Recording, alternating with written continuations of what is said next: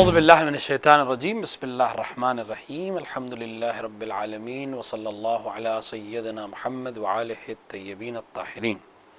اما بعد، ہمارا موضوع ہے درس عقائد. البتہ ضمن میں ہم احکام کی کچھ باتیں بھی ڈسکس کریں گے.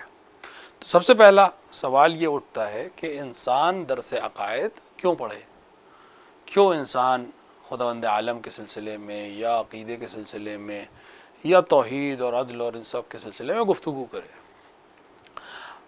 عقائد کے سلسلے میں گفتگو کی ضرورت جو ہے اس کے اوپر جو علماء نے نظر دی ہے، اگر خود انسان اپنی بات پر غور کرے اور اپنے ذہن پر تھوڑا سا زور دے تو عقل چاہتی ہے، انسان کی خود عقل اس سے کہتی ہے کہ انسان کھوج بین کرے اپنے بارے میں، کم سے کم کہ میں کیوں ہوں اس دنیا میں، مجھے کس نے بھیجا ہے، میں کس کام کے لیے اس دنیا میں آیا ہوں. یہ ایک ایسا سوال ہے جس کا تعلق اگر کوئی انسان خدا کو نہیں بھی مانتا ہے تب بھی اس کے ذہن میں ایک بار آئے گا.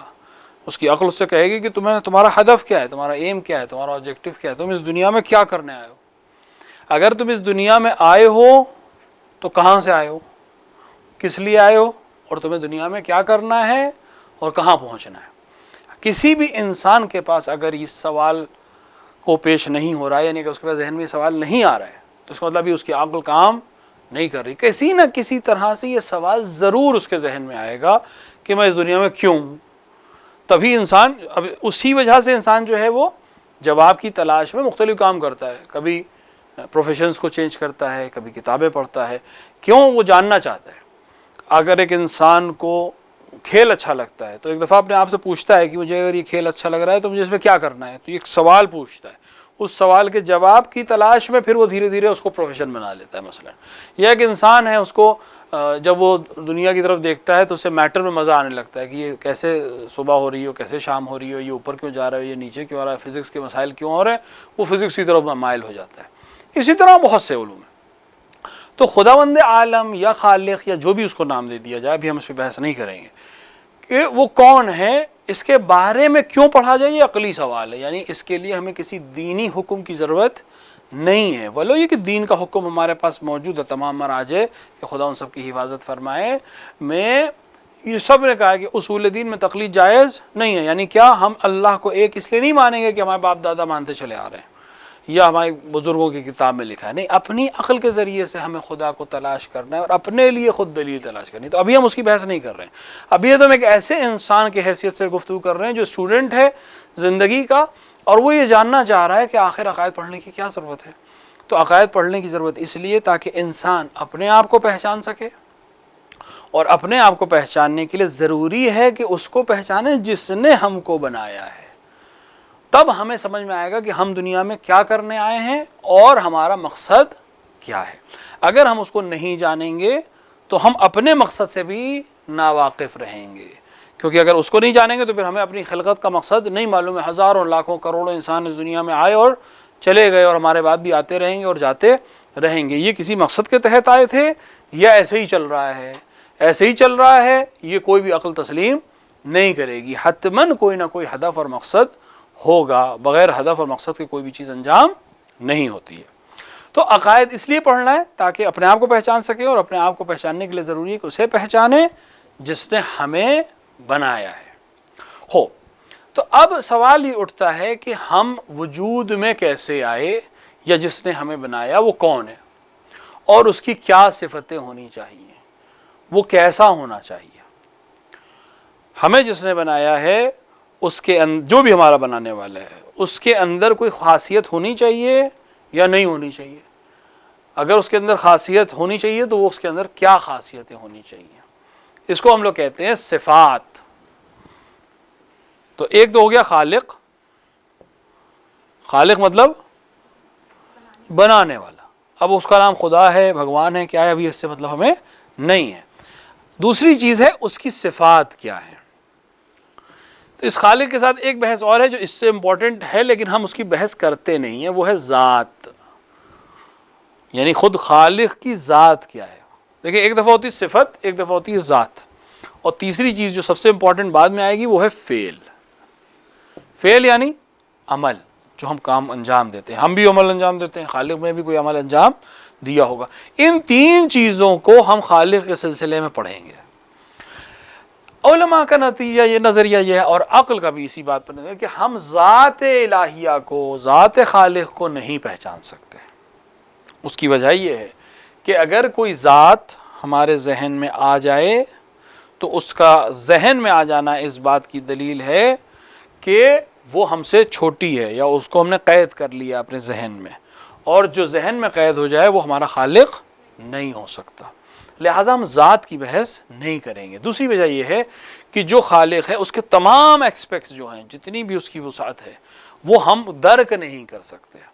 مثال کے طور کے اوپر ہم اس کو تو نہیں دیکھ سکتے، جیسے ہم ایک مثال دیں، الیکٹریسٹی ہے، یہ بلب چل رہا ہے، پنکھے چل رہے ہیں، ایئر کنڈیشن چل رہا ہے، کیمرے چل رہے ہیں، یہاں لائٹ ہے، یہ کس کی وجہ سے ہے؟ آپ سب جواب دیں گے الیکٹریسٹی۔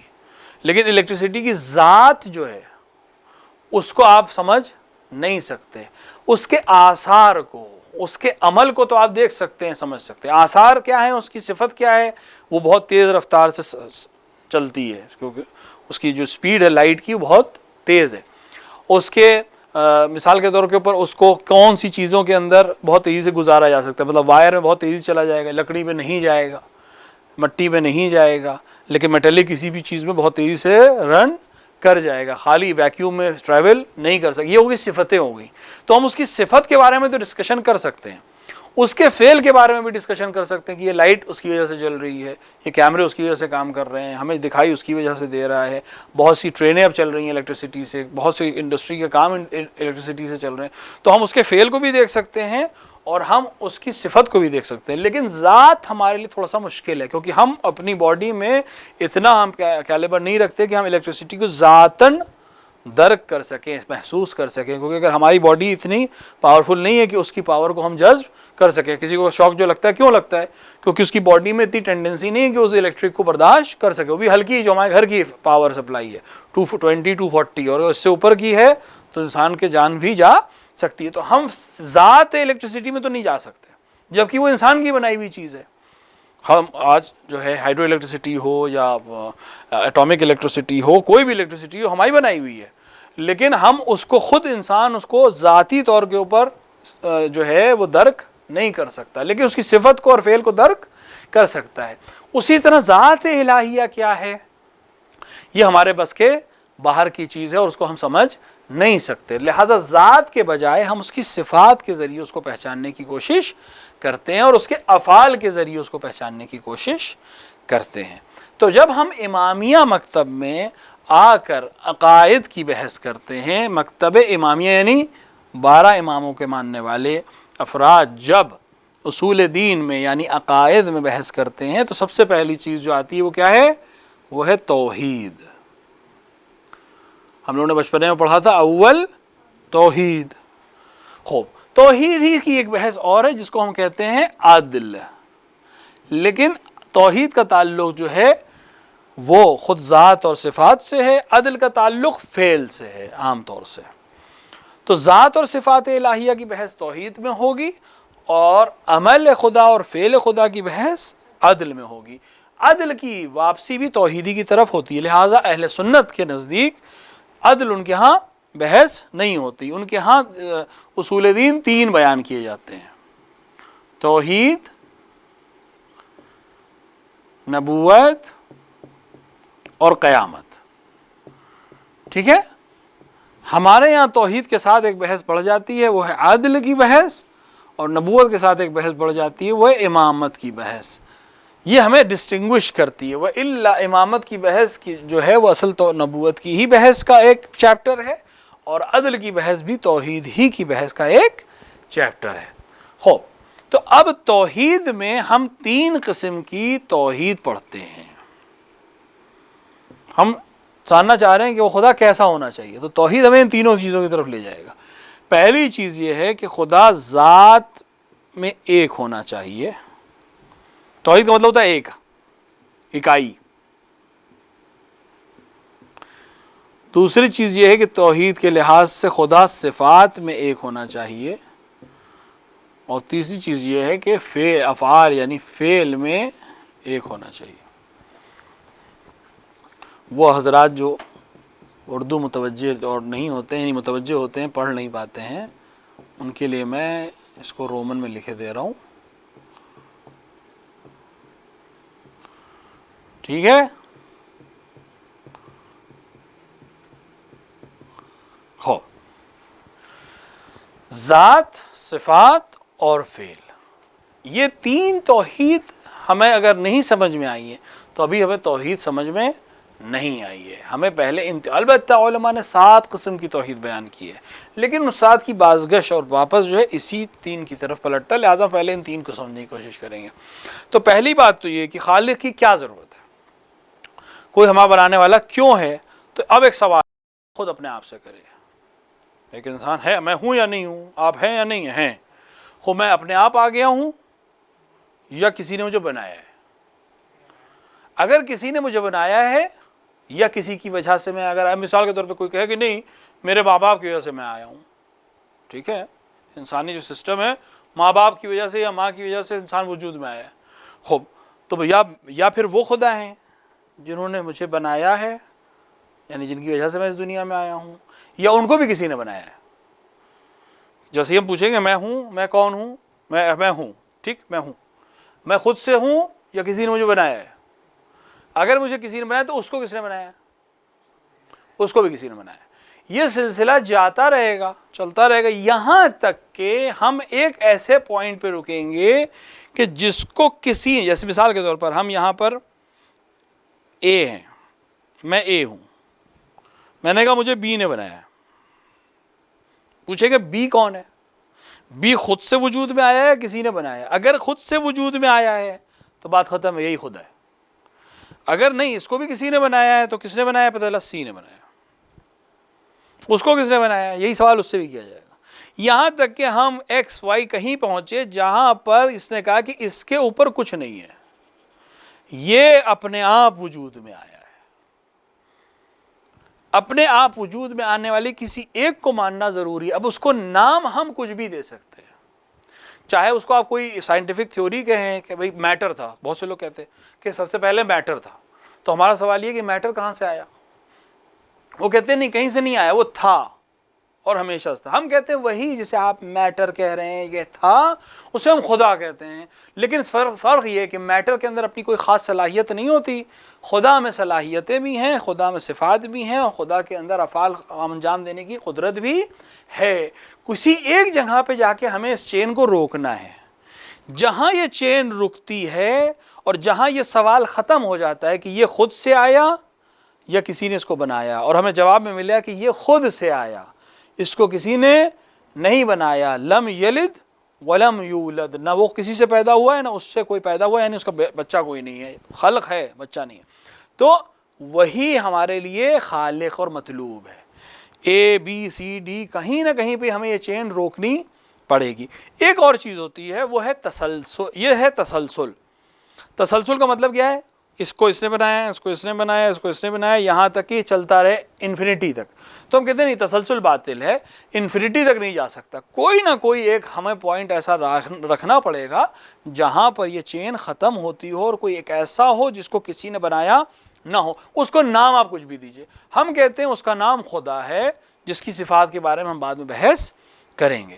ایک چیز ہے دور، یہ تو ہو گیا تسلسل. تسلسل میں لکھ دے رہا ہوں، تسلسل باطل ہے. تسلسل کا باطل کا مطلب تسلسل مطلب چین ختم نہ ہو. تو تسلسل جو ہے باطل ہے. باطل کا مطلب یہ ہے کہ یہ ہو نہیں سکتا. کہیں نہ کہیں جا کر کوئی ایک چین رکنی چاہیے اور وہ ابتدا ہوگی ہر چیز کی، کہیں نہ کہیں پہ جا کے اس کو سٹاپ ہونا پڑے گا. دوسری چیز ہے دور. اس کو بھی سمجھ لیجیے دور کیا چیز ہے. ہم کہیں اے کو کس نے بنایا؟ انہوں نے کہا بی نے بنایا. اور بی کو کس نے بنایا؟ تو کوئی پلٹ گیا، اس کو اے نے بنایا. یہ کہلاتا ہے دور. اردو میں لکھتے ہیں دور. دور کا کیا مطلب؟ کہ اے کو بنانے والا بی ہے اور بی کو بنانے والا اے ہے. یہ باطل ہے، یہ نہیں ہو سکتا کہ اس کو اس نے بنایا اور یہ بھی اس کو اس نے بنایا، کیونکہ کہیں نہ کہیں یہ چیز گڑبڑ ہو رہی ہے. کیونکہ یا یہ اس کی محتاج ہے یا یہ اس کا محتاج ہے.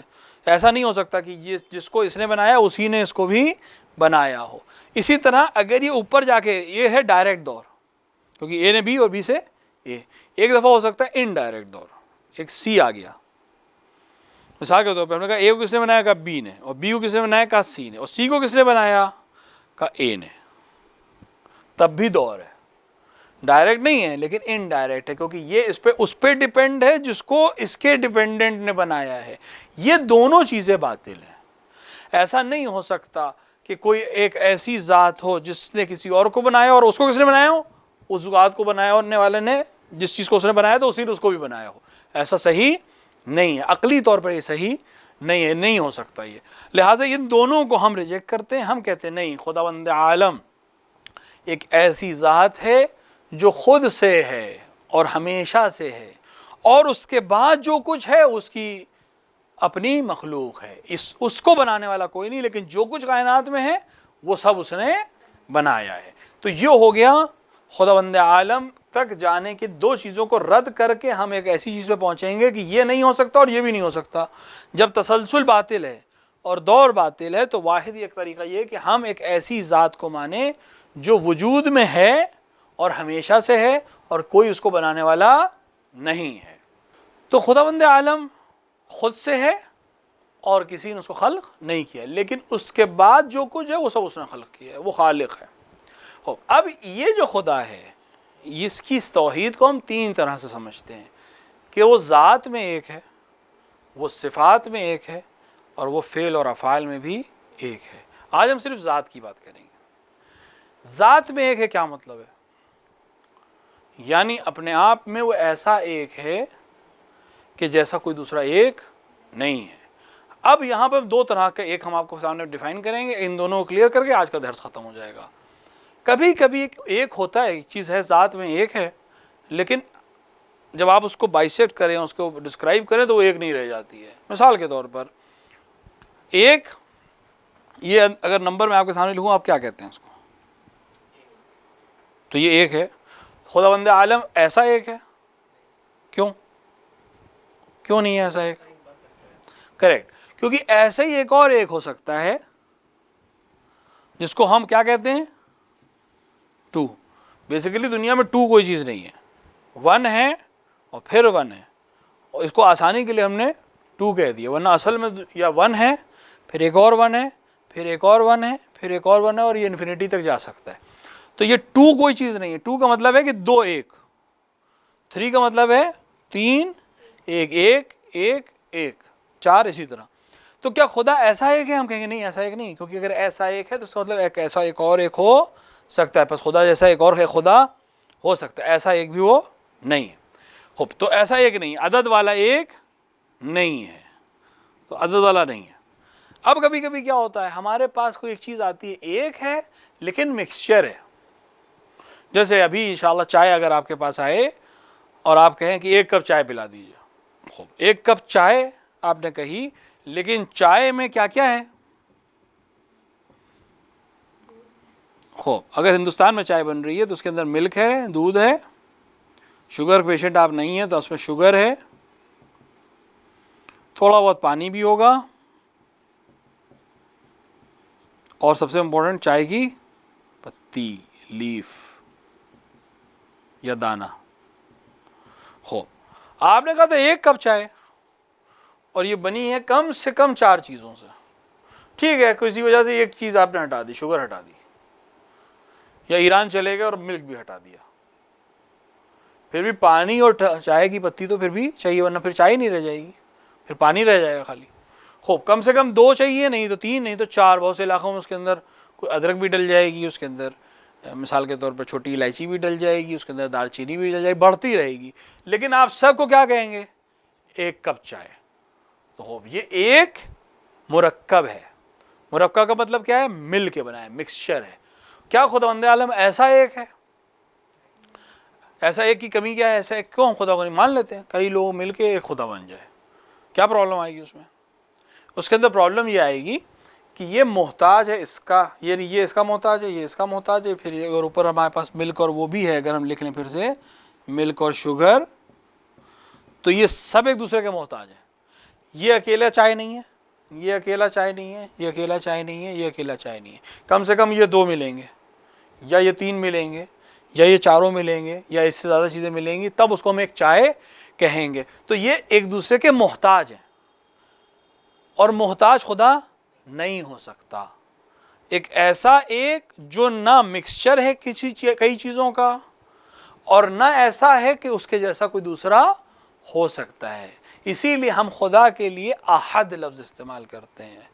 احد جب ہم کہتے ہیں یعنی اکائی، ونس، اس کی کوئی دوسرا نہیں ہو سکتا. نہ عدد میں ایک جیسا ہے نہ مکسچر میں ایک جیسا ہے، بلکہ ایسا ایک ہے کہ نہ اس کے جیسا کوئی ہو سکتا ہے، نہ وہ مل کے کسی سے بن سکتا ہے، نہ اس سے مل کے کوئی کچھ بن سکتا ہے، بلکہ وہ اپنے آپ میں اکلوتا یکتا ہے، اس کے جیسا کوئی نہیں ہے. اسی لیے ہمارے علماء جب ائمہ علیہ الصلوۃ والسلام نے تسبیح ہمیں سکھائی تو ہم کو کیا سکھایا انہوں نے کہا اللہ لا الہ الا وحدہ لا شریک لہ، اس کے جیسا کوئی نہیں ہے، اکیلا ہے اور اس کا کوئی شریک نہیں ہے. شریک یعنی مکسچر نہیں ہے. بہت سے مذاہب میں خدا کو ایک مانتے ہیں لیکن وہ مکسچر کو مانتے ہیں، یہ پاور یہاں سے، یہ پاور یہاں سے، یہ پاور یہاں سے، تو اس کا مطلب یہ محتاج ہے، اور جو محتاج ہے وہ خدا نہیں ہو سکتا. پس خداوند عالم کی ذات کو ایک ماننے کا مطلب یہ ہے کہ وہ ایسا ایک ہے، نہ مل کے بنا ہے، نہ ایسا ایک ہے کہ اس کے جیسا ایک اور ایک ہو سکتا ہے، بلکہ اپنے آپ میں تنہا ہے کہ جیسا کوئی نہیں ہو سکتا. اگر ویسا کوئی اور ہو جائے تو پھر یا یہ خدا نہیں ہے یا وہ خدا نہیں ہے. ایسا ہو ہی نہیں سکتا کہ دونوں بالکل ایک ہوں اور میں سے ایک ہو اور دوسرا خدا نہ ہو. یہ ہو ہی نہیں سکتا کہ دونوں خدا ہو جائیں، کیونکہ اگر ہو رہا ہے تو پھر اس کے اندر بہت سے مسائل آئیں گے جو انشاءاللہ ہم لوگ اگلے درس میں ڈسکس کریں گے. توحید کی بحث یہاں ختم ہے. ہم لوگ کی کلاس کا سسٹم یہ رہے گا کہ ہم 20 سے 22 منٹ 23 منٹ جو درس دے رہے ہیں عقائد کو دیں گے، 7 سے 8 منٹ آپ کے پاس ٹائم ہے. چاہے درس میں سے آپ کچھ پوچھیں اور چاہے ایسے ہی اگر آپ کے ذہن میں کوئی سوال ہے تو آپ پوچھ سکتے ہیں. خدا کو تو کسی فعل کے ذریعے پہچانا جا سکتے نا، کیونکہ جو فعل خدا انجام دے گا وہ کوئی اور دے گا نہیں، تو واحد مطلب وہی ایک ایسا ہے جو خدا ہے، اس کو فعل کے تھرو ہم لوگ جان سکتے ہیں. ہاں اچھی چیز ہے، اچھا سوال بھی ہے اور اچھی سوچ بھی ہے. فعل کے ذریعے ہی کوشش کر کے ہم خدا کو جان سکتے ہیں، کیونکہ ہم اپنی آنکھ سے تو اس کو دیکھ نہیں سکتے، کیونکہ اس کی کیلیبر اور کیپیسٹی اس سے کہیں زیادہ ہے کہ ہماری آنکھ میں وہ آ سکے. ہماری حس سے ہمیں شاید سمجھ میں نہ آئے. ہاں افعال کے ذریعے ہی ہم اس کو پہچان سکتے ہیں اور عمل کے ذریعے ہی ہم اس تک پہنچ سکتے ہیں. تو ہم جب افعال کی بحث کریں گے تو یہاں فعل جب ہم توحید میں فعل کی بحث کرتے ہیں تو اس کا مطلب یہ ہوتا ہے کہ خداوند عالم اپنے عمل میں کسی کا محتاج نہیں ہے، لیکن عمل کے ذریعے سے اس تک پہنچنے میں کوئی حرج نہیں ہے. یعنی خداوند جب ہم اس کائنات کو دیکھتے ہیں، جب ہم اپنے وجود کو دیکھتے ہیں، ہم پوری کائنات کو نہ دیکھیں، اپنے ہی وجود کو دیکھیں، تو یہ ہمارا وجود فعل خدا ہے، خدا نے ہمیں خلق کیا ہے. اب ہم جب اپنے آپ کو دیکھتے ہیں، اپنے سر کو دیکھتے ہیں، اپنے جسم کی بناوٹ کو دیکھتے ہیں، اپنے اندر کے پورے سسٹم کو دیکھتے ہیں، اپنے نروس سسٹم کو، اپنے ڈائجسٹو سسٹم کو، اور بھی جو خداوند عالم نے قوتیں دی ہیں، تو ہم سوچتے ہیں کہ اپنے آپ تو یہ چیز اتنی زیادہ سسٹمیٹک چیز بنانے والا یقیناً ایک ایسے عقل کامل ہوگا اور اس کے پاس ایک ایسا پروگرام ہوگا کہ جس نے اتنی بہترین سسٹمیٹک کوئی چیز بنائی ہے. تو بے شک خدا تک اس کے افعال کے ذریعے پہنچا جا سکتا ہے. افعال کے ذریعے، صفات کے ذریعے. صفات کو بھی دیکھنے کے لیے افعال کی ضرورت ہے بالآخر. جب تک فعل نہیں ہوگا تب تک صفت ظاہر نہیں ہو. کچھ صفتیں ایسی جس کے لیے فعل کی ضرورت نہیں ہے، انشاءاللہ جب ہم لوگ صفات کی بحث کریں گے تو بیان کریں گے. کچھ صفتیں ایسی ہوتی ہیں جس میں فعل کی ضرورت نہیں، جیسے خداوند عالم کی ایک صفت یہ کہ وہ زندہ ہے. خوب اس میں وہ عمل انجام دے نہ دے، زندہ ہے، ہمیشہ رہے گا. خداوند عالم کی ایک صفت یہ ہے کہ وہ مثال کے طور پر قیوم ہے، یعنی ہمیشہ سے قائم ہے، اس پہ کسی کی ضرورت اسے نہیں ہے. لیکن خداوند عالم کی ایک صفت یہ کہ وہ خالق ہے. خالق کے لیے ضروری ہے کہ کسی کو خلق کرے تب وہ خالق کہلائے گا. خداوند عالم کی ایک صفت یہ کہ وہ عادل ہے، تو عدل جب کرے گا تب عادل کہلائے گا. تو ہم صفات کے ذریعے، ٹیکنیکلی افعال کے ذریعے ہی خدا تک پہنچ سکتے ہیں. ہم جب عقائد کی بحث کریں تو مسائل صرف توحید اور نبوت اور امامت اور قیامت کے ہی ڈسکس ہوتے ہیں، لیکن بہت سے مسائل ایسے ہیں جو عام طور سے عقائد کی بحث سے تعلق نہیں رکھتے، لیکن ان کو جاننے کے لیے ہمیں تاریخ کو پڑھنا ضروری ہے، یا ہمیں ائمہ علیہ الصلوۃ والسلام کی حدیث کو پڑھنا ضروری ہے. لہٰذا اگر کوئی انسان چاہتا ہے کہ اپنی زندگی میں بہترین مسائل کو حل کر سکے اور پیش آنے والے معاملات کو حل کر سکے یا اپنے ذہن میں آنے والے سوالوں کو حل کر سکے، تو ضروری ہے کہ عقائد کے ساتھ ساتھ اور فقہ کے ساتھ ساتھ، فقہ کا تعلق ہمارے عمل سے ہے، نماز ہم کیسے پڑھیں، روزہ ہم کیسے رکھیں، زکوٰۃ کیسے دیں، حج کیسے انجام دیں، ان کے مقدمے کے طور کے اوپر چونکہ نماز کے لیے طہارت شرط ہے، لہٰذا ہمارے لیے وضو سیکھنا ضروری ہو جاتا ہے، لہٰذا نجاست کو جاننا ضروری ہو جاتا ہے، لہٰذا مطہرات کو جاننا ضروری ہو جاتا ہے۔ وہ اللہ فقہ کا تعلق صرف نماز اور روزے سے تھا، لیکن چونکہ نماز میں طہارت شرط ہے لہٰذا ہم نجاسات بھی پڑھتے ہیں، لہٰذا ہم مطہرات بھی پڑھتے ہیں۔ اسی طرح جب ہم عقائد کی بحث پڑھیں تو خالی عقائد کی بحث اور خالی فقہ کی بحث سے ہماری معاملہ حل نہیں ہو جائے گا، ہمیں 2-3 بحثیں اور بھی پڑھنی پڑیں گی۔ ایک بحث ہے اخلاق کی بحث، یعنی انسان کس طرح سے زندگی گزارے، ایٹیکیٹس اور مینرز، تاکہ وہ انسان جب معاشرے میں رہے تو ایک اچھے معاشرے کی تشکیل دے سکے، تو اس کے لیے اخلاق پڑھنا ضروری ہے۔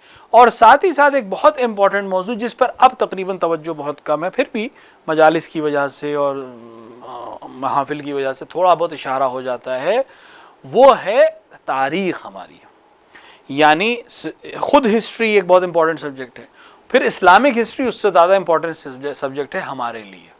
کیوں؟ کیونکہ ہسٹری میں بہت سے واقعات ایسے ہیں جن کے بیس کو اگر آپ نے نہیں سمجھا یا جن کو نہیں سمجھا تو ممکن ہے کل آپ کے لیے فقہ میں سمجھنے میں یا عقائد کے سمجھنے میں پریشانی ہو سکتی ہے۔ لہٰذا ہمارے لیے تاریخ کا مطالعہ اس حد تک کہ آپ کو واقعات کا اندازہ ہو کہ کب ہوا، کیسے ہوا، کیوں ہوا، تاکہ مسائل اگر آپ کے سامنے کل کوئی پوچھے تو آپ اس کا جواب دے سکیں۔ لہٰذا عقائد کے ساتھ ساتھ اور فقہ کے ساتھ ساتھ تاریخ اور اخلاق کے مسائل بھی اگر آپ کے ذہن میں آئے، یا ہم دھیرے دھیرے انشاءاللہ کوشش کریں گے کہ بیان کرتے رہیں، تاکہ تاریخ پیغمبر اکرم صلی اللہ علیہ وآلہ، تاریخ ائمہ علیہم الصلوۃ والسلام، یا پیغمبر سے پہلے کے جو لوگ تھے ان کی تاریخ جو ہم تک پہنچی ہے، یا انبیاء کرام علیہم الصلوۃ والسلام کی جو تاریخ ہے جو ہم تک پہنچی ہے۔